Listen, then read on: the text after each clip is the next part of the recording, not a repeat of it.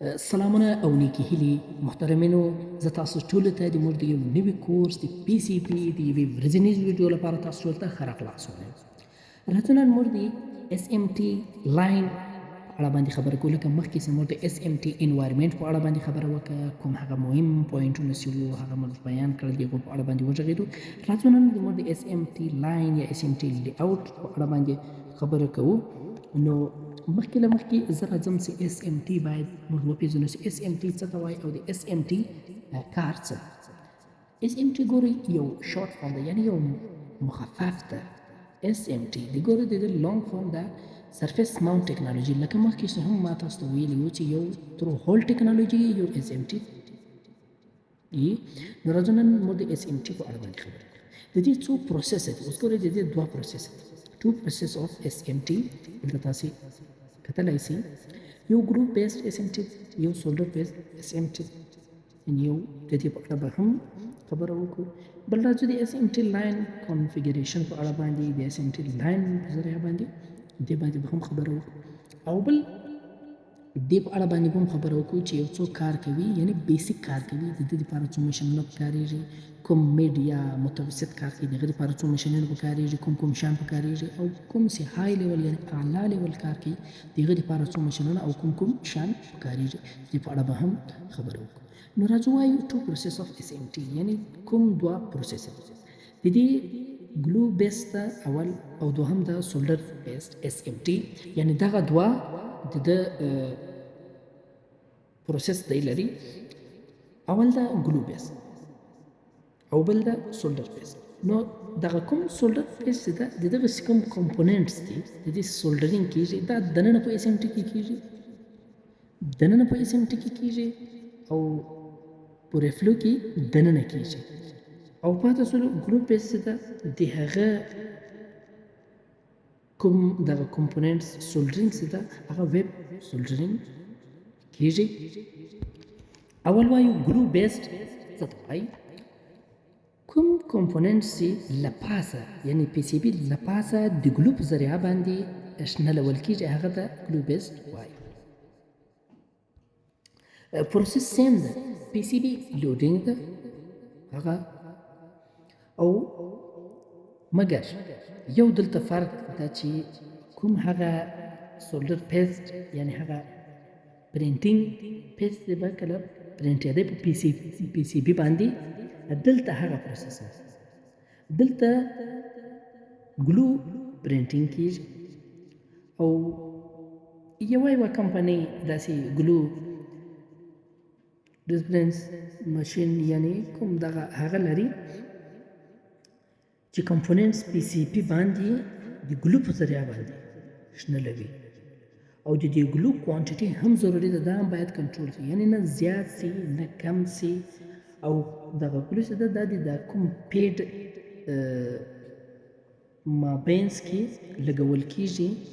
که چیرې دا زیات سي دا بیا د پیډ په سر باندې راځي، هغه کوم سولډرینګ چې بیا موږ کوو هغه سولډرینګ بیا سم نه کېږي. نو د دغه کوم ګلو لګولو طریقه چې ده دا هم باید ډېر په سمه طریقه او په اساسي طریقه باندې وشي. نو کله چې موږ دې ته ګلو ولګوو، بعد له هغه دا پی سی بي موږ لیږو ماونټینګ یعنې ماونټر مشین ته، بیا یې موږ لیږو له هغه بعده ریفلو ته.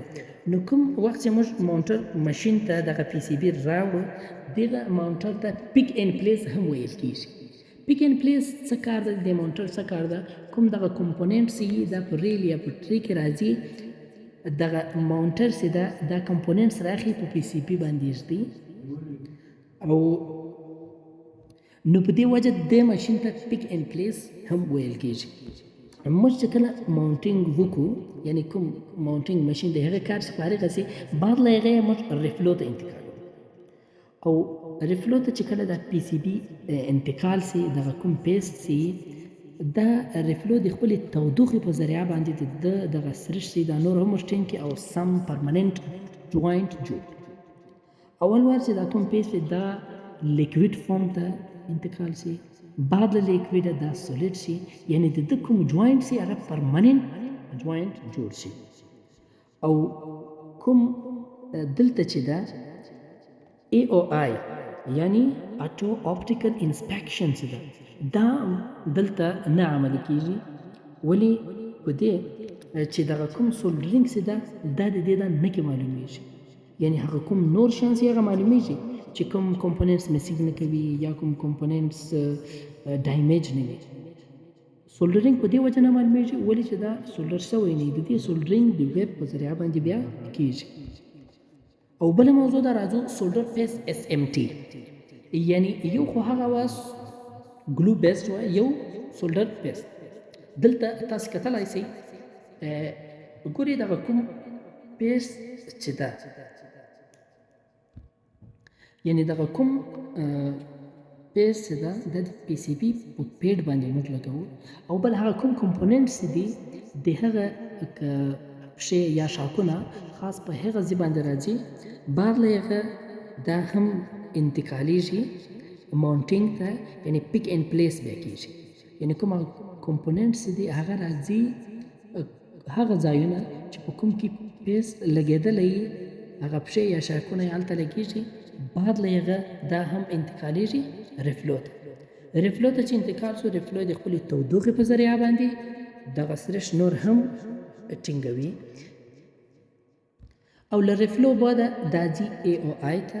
یعنی هلته کتل کېږي چې کوم کمپوننټس خو میسنګ نه لري کوم کمپوننټس ډیمیج نه وي هلته یعنی اټو اپټیکل انسپیکشن چې دا د دې دا کار راځو بلې موضوع ته یعنی SMT لاین یا SMT لی آوټ په دې کې کوم شان وي یا کوم شان ته ضرورت وي PCB لوډر یعنی د PCB لوډر دا کار وي چې یو دانه لوډوي کنویر ته PCB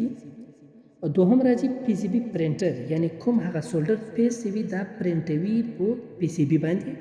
ماونټر کوم کمپوننټس دا لکم ریل یا لټری سره اخلي په PCB باندې دي یعنی پیک اینڈ پلیس کوي د ماونټر دا کار د پیک اینڈ پلیس کول ریل لټری څخه کمپوننټس اخستل په PCB باندې ایښودل او څلورم راځي ریفلو لکه مخکې چې ما درته ویل د خپلې تودوخې په ذریعه باندې دا کوم سره شي دا نور هم ټینګوي اول وار پیسټ لیکویډ